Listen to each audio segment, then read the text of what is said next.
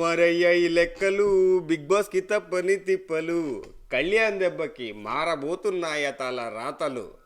నిజంగా స్వామి, ఇది ఎవరు ఊహించని ట్విస్ట్. అప్పుడప్పుడు అలా జరుగుతూ ఉంటాయి. నిజంగానే ఎవరో అనుకున్నాము, ఏదో జరగబోతుంది. నిజంగానే బయట కళ్యాణ్ ఫ్యాన్స్ ఏయ్ చిందేయ్, చిందేస్తూ ఓటేయ్ అని నార్మల్గా గుద్దట్లేదు స్వామి, ఒక రేంజ్లో ఓట్లు గుద్దుతున్నారు. సడన్గా చేంజ్ అయిన ఓట్ బ్యాంక్, ఎక్కడెక్కడి నుంచి ఓట్స్ పడుతున్నాయో కళ్ళారా కనిపిస్తున్నాయి. కళ్యాణ్ని విన్నర్ చేయాలని దృఢ సంకల్పంతో నార్మల్గా కుదరట్లేదు ఓట్లు. సో తనుజాకి పోటీ ఇవ్వడం కాదు, తనుజాని కిందకి అంటే నార్మల్గానే జరిగింది. ఇది కిందకి తన్నేసి ఓటింగ్లో టాప్ 1కి వెళ్ళిపోయిన కళ్యాణ్. అది కూడా ఓటింగ్ పర్సంటేజ్ 2 to 3% వేరియన్స్ నడుస్తుంది. అప్పుడు అది ఇంకా కళ్యాణ్కి పెరుగుతూనే ఉంది. సో సడన్గా విన్నర్ రేస్లోకి రావడం కాదు, విన్నర్ క్యాండిడేట్గా బయట ఎవరిని అడిగినా స్వామి, ఎన్ని ఇంటర్వ్యూలు అయినా చూడండి, నేను పబ్లిక్తో కూడా కొంతమందితో మాట్లాడినప్పుడు కూడా నాకు అర్థమైంది ఏంటంటే కళ్యాణ్ని విన్నర్ చేయాలని దృఢ సంకల్పంతో గట్టిగా ఉన్నారు స్వామి.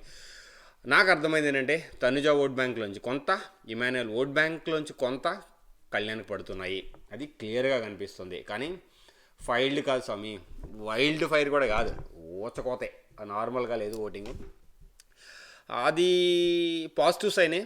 ఎందుకంటే Kalyan is a winner candidate. అంటే ఫస్ట్ నుంచి మనం మాట్లాడుకుంది కళ్యాణ్ దగ్గర ఆ మంచితత్వం కానీ, అంటే ఆ మనస్తత్వం మంచిగా ఉండాలి, సపోర్ట్ చేయాలి, సిచ్యువేషన్ తగ్గట్టు ఉండాలి, అప్పుడప్పుడు అగ్రెసివ్ అయినగా దాంట్లో ఒక పాయింట్ బేస్ చేసుకొని ఒక క్లియర్ కట్ విన్నర్ క్వాలిటీస్ కనిపించినా కానీ ఓట్ పర్సంటేజ్ అంతగా లేకపోయినా సడన్గా లాస్ట్ 3 వీక్స్ నుంచి గట్టిగా పుంజుకున్నారు.